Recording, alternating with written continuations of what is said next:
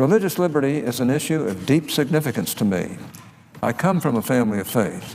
I represent a state that was founded by religious pioneers fleeing persecution. In my many travels, I've seen people express religious devotion in a multitude of ways, affirming their belief in the divine through song, word, and deed. I've also seen misguided government officials limit religious expression, often in the name of security or some other nebulous goal. And I have seen people of courage stand up to these officials, refusing to accept claims that the commands of the state trump rights of religious belief. Freedom of religion is part of the very fabric of our nation. It is not only enshrined in the text of our First Amendment, but also permeates our history. Our very identity as a nation, protecting and promoting freedom of religion, is at the heart of the American project.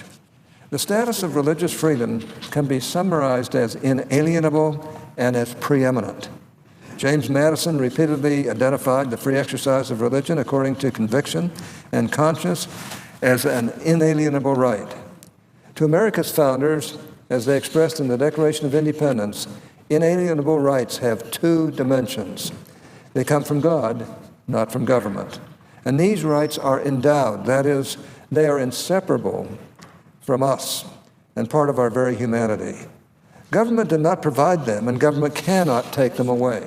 Indeed, despite the hard-fought progress in recent years, both in protecting religious liberty and in restoring sanity to the court's approach to the Establishment Clause, this notion of strict separation continues to exert a pernicious influence, shrinking the sphere of acceptable religious exercise. In so doing, it undermines religious liberty and limits the ways in which faith enriches our society. Restoring a proper relationship between faith and public life must continue to be a top priority as a key component of our broader efforts to protect religious liberty for future generations in ways that are both surprising and unprecedented. Religious liberty is under attack here in the United States. I speak not merely of attacks on particular practices, but also of attacks on the very idea of religious liberty itself, on the idea that there should be room for society, for believers to live and to worship in ways that differ from prevailing orthodoxy. The campaign against religious liberty has three prongs: the courts, the Obama administration, and state legislatures. My goal today is to explain how each of these institutions is undermining the vitality of religious life in our country and why what they are doing is wrong. Through our robust exercise of religious liberty, we offer hope of people beyond our borders, or to people beyond our borders, men and women suffering under the yoke of oppression who look to our country for sanctuary. As our nation strives to be an example of the full meaning and implementation of religious freedom, we can offer greater hope to those persecuted for their religious beliefs.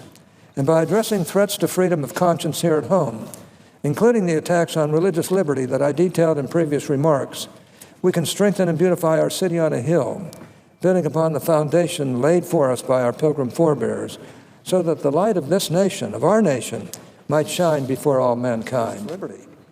Religion is not simply beneficial to society, it is an indispensable feature of any free government. Without religion, liberty itself would be in danger, and democracy would devolve into despotism. Religion is central to human prosperity.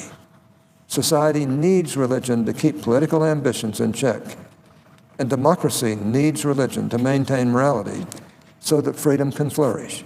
Mr. President, this is a time for choosing. The story of religious freedom is both an inspiring narrative and a cautionary tale. It brings to mind the inscription on a statue fronting the National Archives that eternal vigilance is the price of liberty. The heritage of religious freedom that took centuries to build can be dismantled in a fraction of that time. The right path means balance and accommodation. The wrong path means exclusion and suppression.